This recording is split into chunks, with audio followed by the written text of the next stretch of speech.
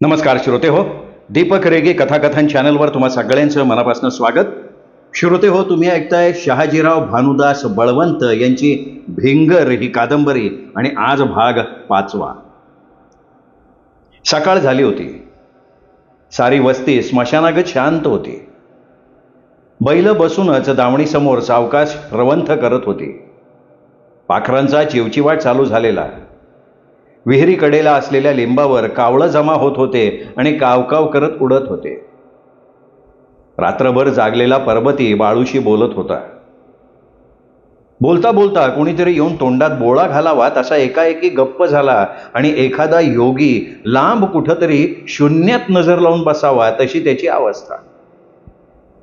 मधूनच नको नको म्हणून सांगितल्यागत मान हलवायचा, नाहीतर मधूनच अल्ल्याडिये अल्ल्याडिये म्हटल्यागत मानेचा खेळा हलवायचा. ताकाचा डेरा घुसळून वर लोणी यावं तसं अंतरीचा भाव त्याच्या चेहऱ्यावर. पापण्याच्या कडा ओलावलेल्या.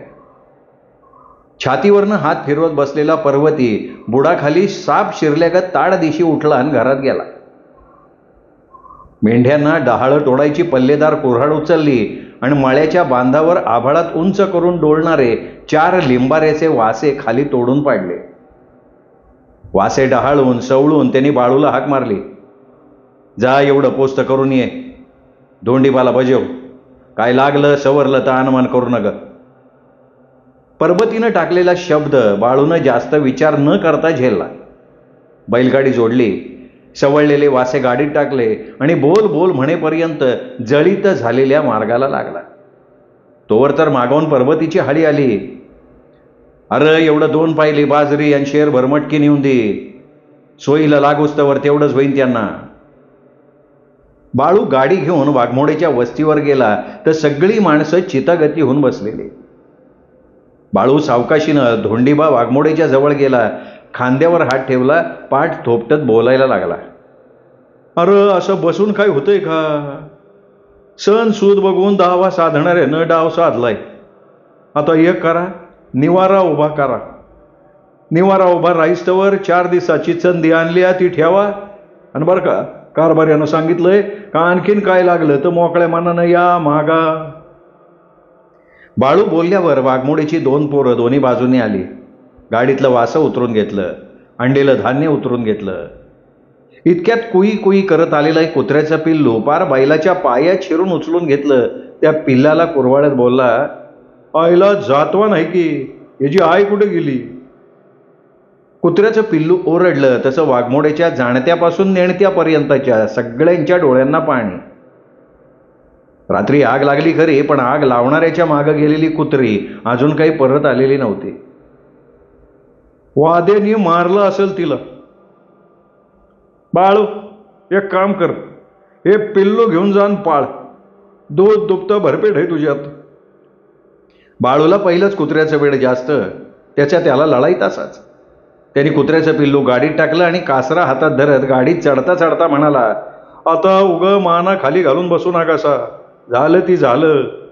आज नाही, पण पुढं कावा तरी कळलंच की कुणाचं हे काम म्हणून.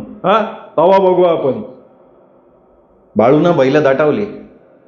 रात्री गेलेली कुत्री एक धडपा तोंडात घेऊन पळत आली आणि शेपटी हलवत रांगत आल्यागत येऊन वाघमोडेच्या पुढ्यात उभी राहिली. धोंडीबानं धडपा हातात घेतला आणि ओळख पटल्यागत खच्चाटून ओरडला, अरे ह्यो तर हिऱ्या धनगराच्या धोत्राचा धडपा आहे. असंच पिवळं काठ त्याच्या धोत्राला होतं. म्या ओळखतो त्याची सगळे कापडं. हिऱ्या धनगराचं नाव घेताच गाडीत चढलेल्या बाळूनं खाली उडी टाकली. अरे मग चला की, थोरल्या कारभाऱ्यांच्या कानावर ही गोष्ट घालू आणि हिऱ्याच्या वस्तीला जाऊ.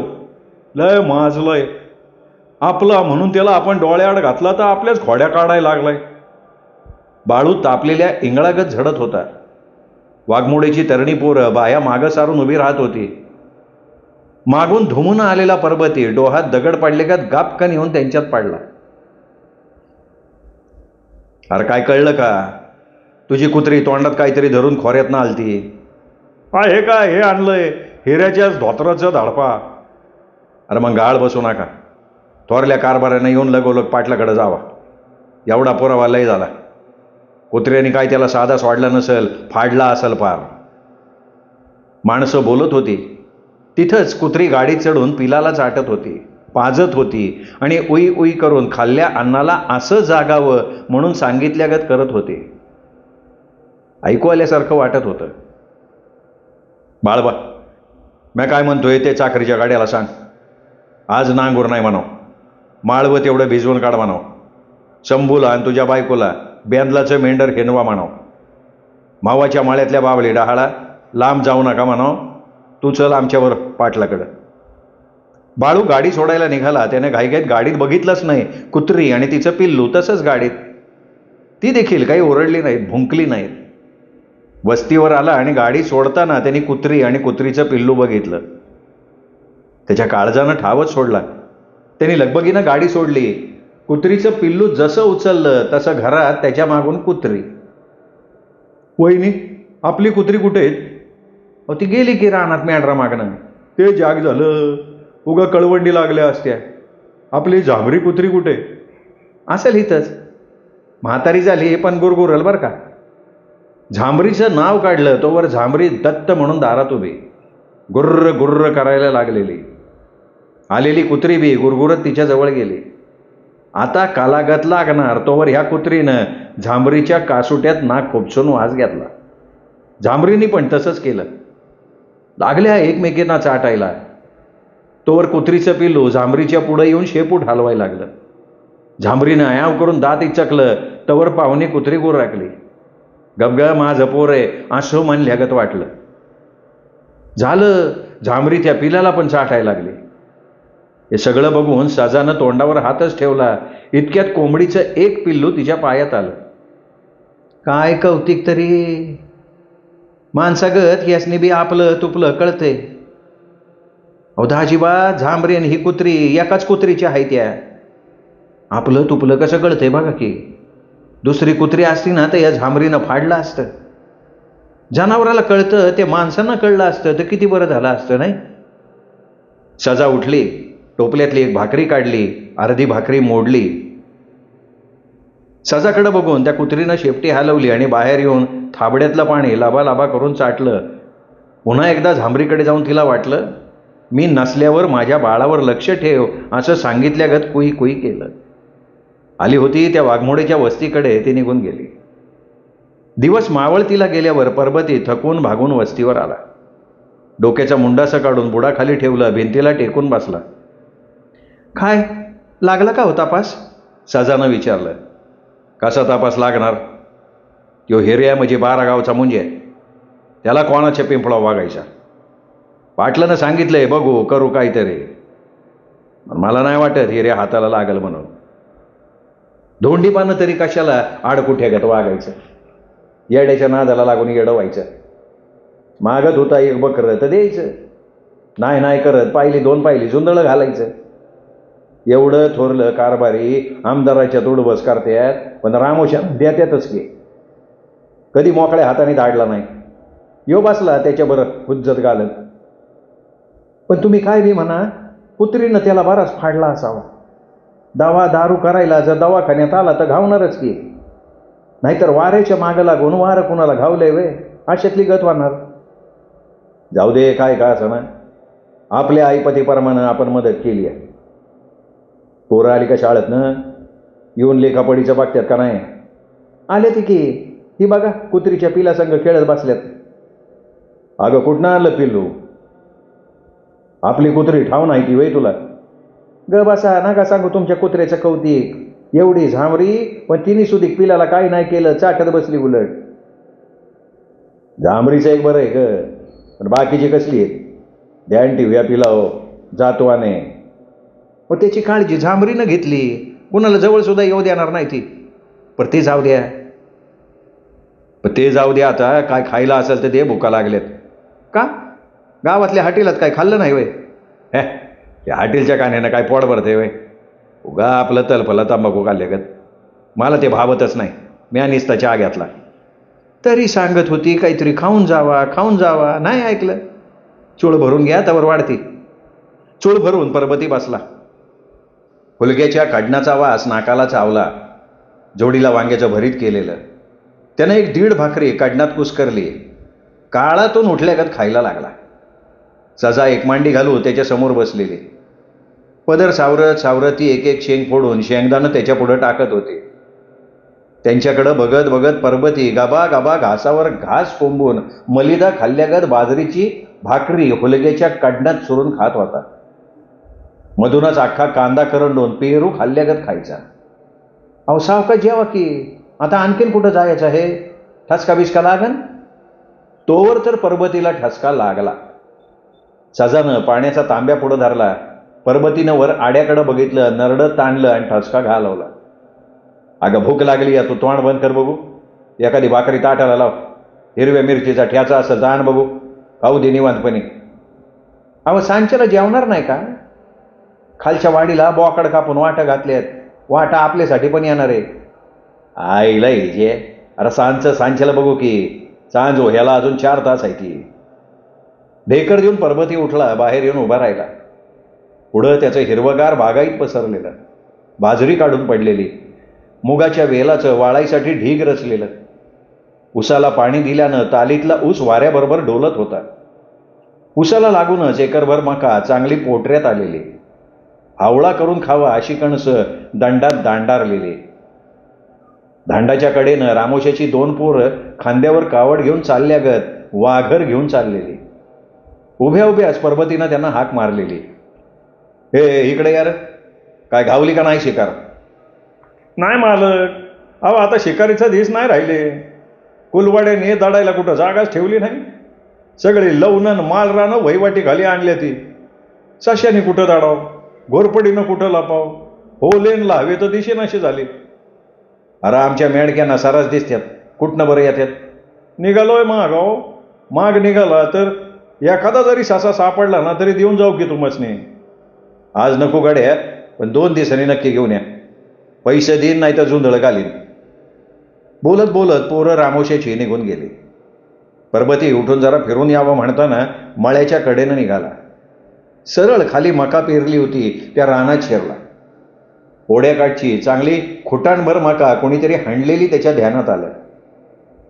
हे बाईला कुणाचं काम असावं? खुटाणभर मका कापून नेली ना आम्हाला पाते बी नाही. हे काम दिवसाचं दिसते. रात्रीला कोणी आली असती तर कुत्री गप राहिली नसती. बरे 1-2 दिवसापूर्वीचं पण नाही, माग ताज आहे. आजच कोणीतरी हात दाखवलेला दिसतोय. मका चोरणाऱ्यानं पाळत ठेवून काम केलेलं आहे. मका कापलेल्या रानातनं परबती फिरत होता तोवर खालून काळेबागाची पोरगी सरू पळत येताना दिसली. सरू मुकी होती. झंपर पोलक्यातली सरू तोंडानंच आय आय करत आले. हातवारे करून ती त्याला काहीतरी सांगत होती. असा मिशीवर हात फिरवून पंजा दाखवत होती. मका कशी कापून नेली हे खोणेनं त्याला सांगत होती. सनगराच्या वस्तीकडं हात दाखवून बोलायचा प्रयत्न करत होती. वर दिवसाकडं हात दाखवून दिवसा आल्याचं सांगत होती. परबती तावातावानं घराकडे गेला आणि सगळा राग त्यांनी सजावर काढला. तुमच्या आईला तुमचे हे पल्लं पाठीभर खातेली आणि खुशाल झोपतेली. माळ्याची राखण कोण करणार? गाडीभर मका कोणीतरी कापून दिली आणि तुम्हाला पत्या नाही. तरी बाळबाला सांगितलं होतं आज सगळी कामं सोडान भरणी करून घ्या. त्याचं तरी काय चुकलं? तो खालच्या माळ्यातली दारं धरायला गेला असं. बघू कुठं जातोय चोर त्यो. आज ना उद्या गावलच की. सजावर राग काढून परबती पुन्हा विहिरीच्या धाबावर येऊन आंब्याखाली उभा राहिला. त्याचं लक्ष एकदम पांदीत गेलं. पांदीतून मकेनं भरलेली गाडी घेऊन रामास सनगरांची 2 पोरं बाळू आणि चाकरीचा गडी येताना दिसली. जवळ आल्या आल्या सनगराच्या पोरांनी परबतीच्या पायावर लोटांगण घातलं. चुकी झाली एकडाव माफी करा.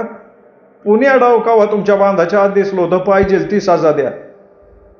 त्यांचं गडबडणं आणि काकुळतीला येऊन बोलणं ऐकून परबती जरा कळवळला.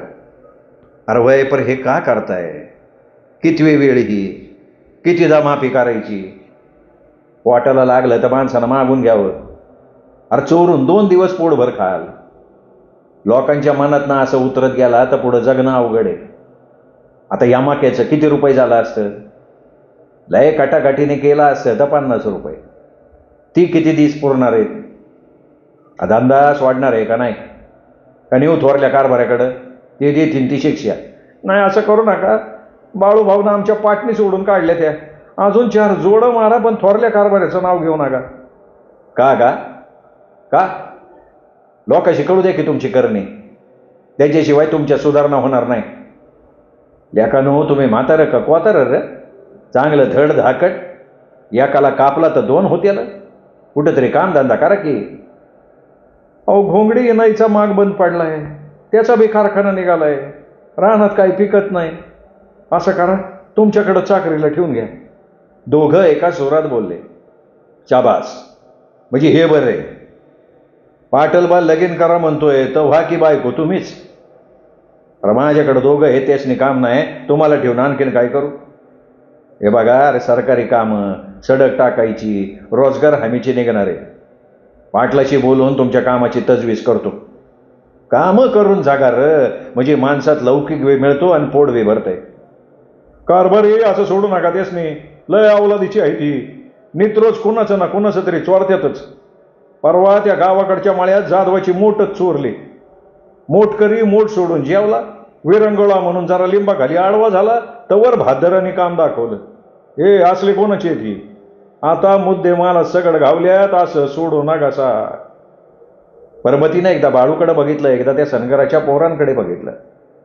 बाळू वाटच बघत होता, कारभाऱ्याने सांगावं, टिकारण्यानं त्यांना आडवाच करतो, अशा आविर्भावात तो उभा होता. परबतीनं त्याला डोळ्यानं दाबला. हे बघ बाळू, माणूस आहे, कुठेतरी चुकणारच.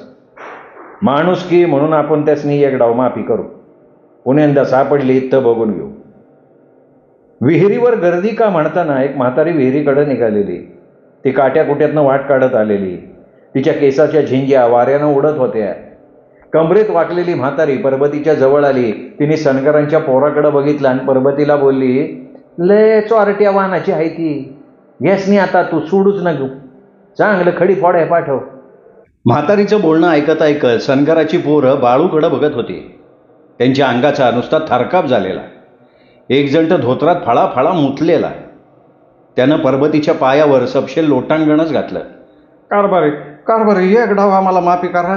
हे बघा, बाळूभाऊ ना आमच्या पाठीचं फार धिरडं केलंय, पाठी सवळून काढल्यात. बोलणाऱ्यानं अंगी वर करून पाठ कारभाऱ्याकडे केली तर हे सरांड्याच्या सरांड्या वळ. अरा इतकं कुठं मारतात वय? 2-4 थोबाडीत द्यायच्या का इतकं हाणायचं? इतकंच माराय पाहिजे होतं, म्या देऊ का 2 तोंडात?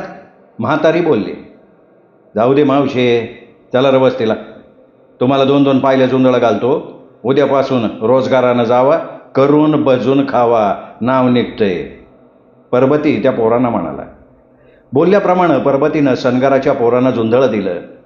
उगी बघायचं म्हणून सांभाकडे बघितलं तर सांभा त्या कुत्र्याच्या पिल्लासंग खेळत बसलेला. सांज झाली होती. आभाळात चांदण्याचं खळं भरलेलं. एक एक चांदणी ठळक होईल तसा अंधार दाटत चाललेला. परबती मोकळ्या अंगणात उठाणा पडून त्या चांदण्यांच्या गर्दीकडे डोळे लावून बघत पडलेला. आता कवर असं उठाणं पडून आभाळ डोळं लावून पडणार हायसा? असला कसला घोर लागला म्हणायचा? उठा की, भाकरी झाल्या त्या, कडान हाय, ऊन खावायचं. सजा बोलली आणि परबती ताट्या दिशी उठला.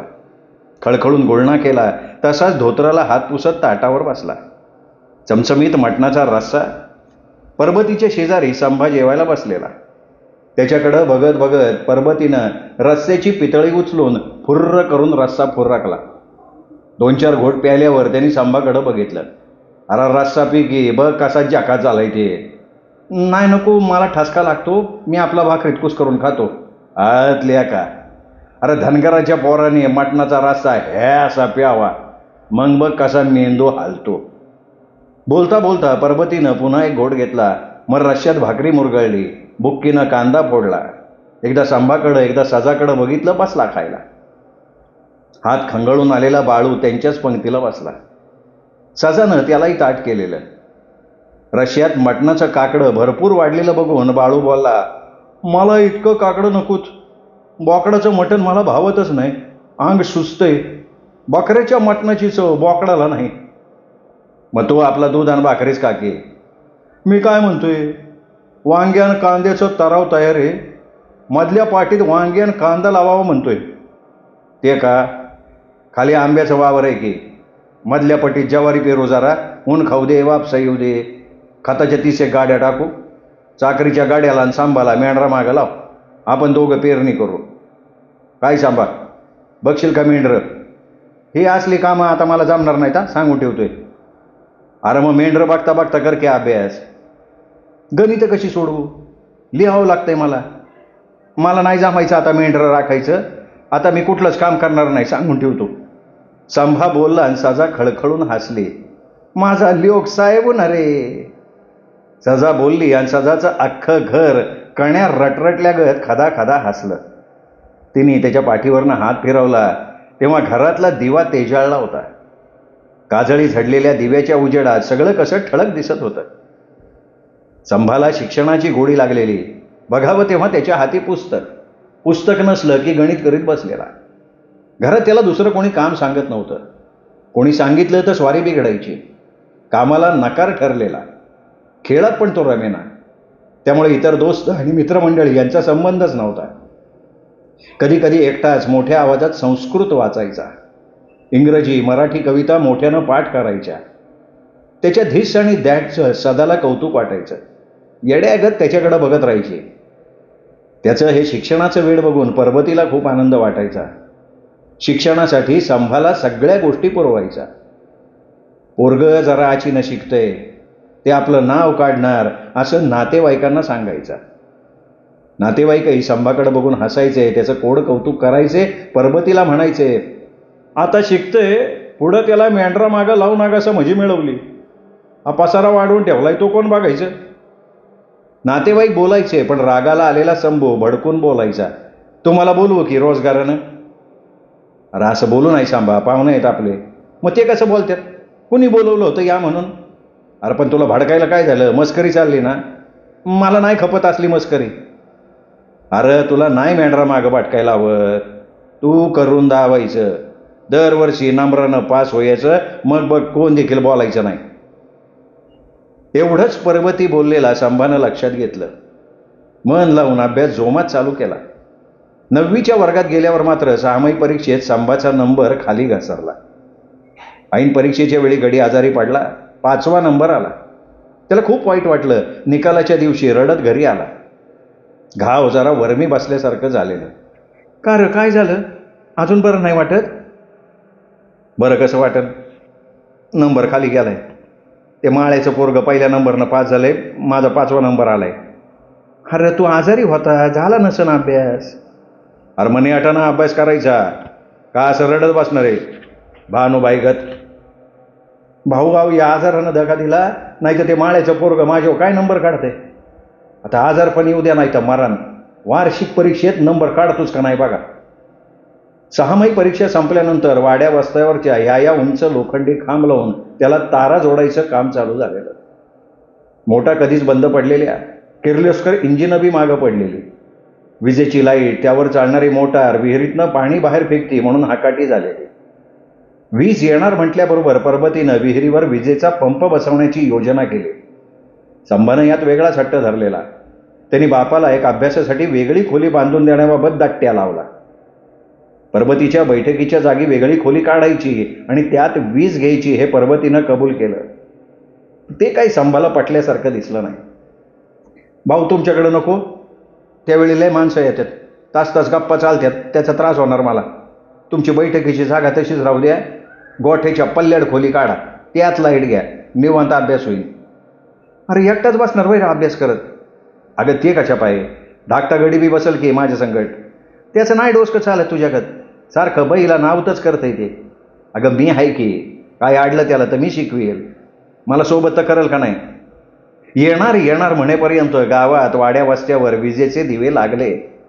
संभाची खोली नव्या विजेच्या दिव्यानं लखलखली. अभ्यासासाठी पर्वतीनं संभाला टेबल खुर्ची आणून दिलेली. टेबलावर टेबल लॅम्प आला. संभा जोमानं अभ्यास करायला लागला. त्याच्या जोडीनं सदाही बसायला लागलेला. हे बघ, जे येत नसेल तेवढंच विचार, समजून सांगेन, पण मन लावून अभ्यास कर, संभा त्याला म्हणाला. संभा हे बोलला खरं, पण सदा बहादरगडी सारखं विचारायला लागला. अभ्यासातलं सोडून तिसरंच विचारायचा. मधूनच बाईला मागची गाणी म्हणायचा. मांड्यांचा ढोल करून बाडवायचा.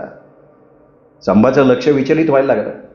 अभ्यास सोडून सदाला समजवण्यात आणि समजवून सांगण्यात त्याचा वेळ जायला लागला.